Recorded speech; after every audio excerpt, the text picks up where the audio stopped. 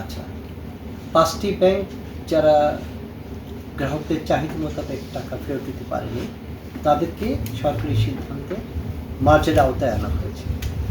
আর ৬-৭টি আর্থিক প্রতিষ্ঠান এনবিএফআই তাদেরকে আসলে মার্জার আওতায় এনে পুনরায় ব্যবসা করার মতো অবস্থায় তাদের আর ফেরত আসার সুযোগ নেই, কারণ সেই পরিমাণ হেলথ কন্ডিশনই তাদের নেই।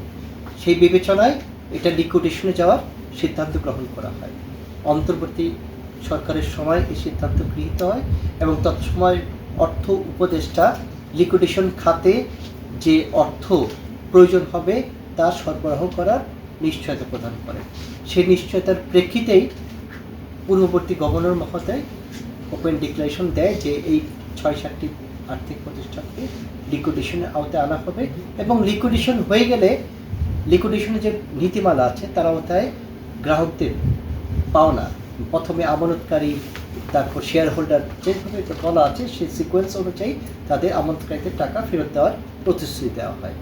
নির্বাচনের পর নতুন নবনির্বাচিত রাজনৈতিক সরকার, তাদের একটি নির্দিষ্ট রাজনৈতিক এজেন্ডা আছে, তারা সেই এজেন্ডা বাস্তবায়নের প্রতিশ্রুতিতেই নির্বাচনে বিজয়ী হয়ে ক্ষমতায় এসেছেন। অর্থাৎ ক্ষমতায় আসার পরে তাদের প্রধান কাজ হচ্ছে সেই এজেন্ডাগুলো বা জনগণকে যে প্রতিশ্রুতি দিয়েছে তার বাস্তবায়ন করা, এবং এই বাস্তবায়ন করতে গিয়ে স্বাভাবিকভাবেই আর্থিক সংশ্লেষ রয়েছে।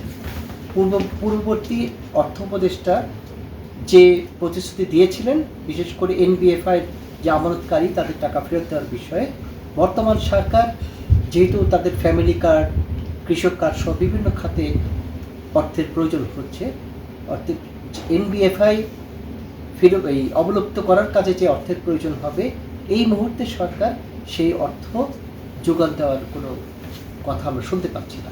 হয়তো বা সরকারকে আরেকটু সময় ব্রিদিং স্পেস দিলে তাদের কাছ থেকে সেই প্রতিশ্রুতি অর্থ পাওয়া যাবে। সে এই অর্থ প্রাপ্তি নিশ্চিত হলেই আমরা অবলোপনের দিকে যাব, আর অবলোপনের পর্যায়ে যখন শুরু হবে তখনই আমানতকারীরা তাদের টাকা ফেরত পাবে। স্যার, আপনার একটি বিভিন্ন সামাজিক যোগাযোগ মাধ্যম থেকে অবগত হয়েছি যে কিছুদিন আগে দেখেছেন চট্টগ্রামে কিছু ব্যাংকের আমানতকারীরা অর্থ ফেরত না পাওয়ার কারণে ব্যাংকগুলিতে তালা ঝুলিয়ে দেয়। আমার এই তালা ঝুলিয়ে দেওয়ার বিষয়ে আমি দ্বিমত পোষণ করি এবং এখনও আমি সেই অবস্থানে অটুট আছি। মনে রাখবেন যে বাংলাদেশ ব্যাংকের মুখপাত্র যখন বক্তব্য দেন সেটা তার ব্যক্তিগত কোনো মতামত না, সেটা প্রতিষ্ঠানের যে অভিমত সেটি আমার মুখ দিয়ে মিডিয়ার মাধ্যমে জনগণের কাছে পৌঁছায়।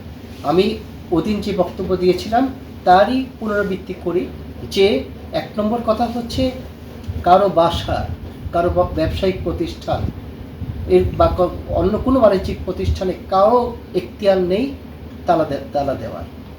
ব্যাংকের মতো সেন্সিটিভ আর্থিক প্রতিষ্ঠানে দিনে দুপুরে তালা ঝুলিয়ে দেওয়ার কোনো কারণ আমাদের কাছে গ্রহণযোগ্য না। আইনশৃঙ্খলা বাহিনী তাদের চোখের সামনে যারা এই কাজগুলো করে তাদেরকে অবশ্যই প্রতিহত করবে, এবং কেউ এখন হতে এই যে ব্যাংকে তালা ঝুলিয়ে দেওয়াটা হচ্ছে আইন নিজের হাতে তুলে নেওয়ার সামিল। আমি জনগণকে আহ্বান জানাবো, বিশেষ করে যারা আমানতকারী, সংক্ষুব্ধ আমানতকারী, তাদের কাছে বিনীত অনুরোধ জানাবো তারা যাতে আইন নিজের হাতে তুলে না নেয়। আর মনে রাখবেন, ব্যাংকের তালা ঝুলিয়ে দেওয়া আমানত ফিরিয়ে পাওয়ার একমাত্র সমাধান না, এটা কোনো সমাধানই না। অতএব আমানতকারীরা প্রতিশ্রুত বাংলাদেশ ব্যাংক কর্তৃক যে প্রতিশ্রুতি দেওয়া হচ্ছে সেই অনুযায়ী তারা পর্যায়ক্রমে আমানত ফেরত পাবে, এবং তারা অবশ্যই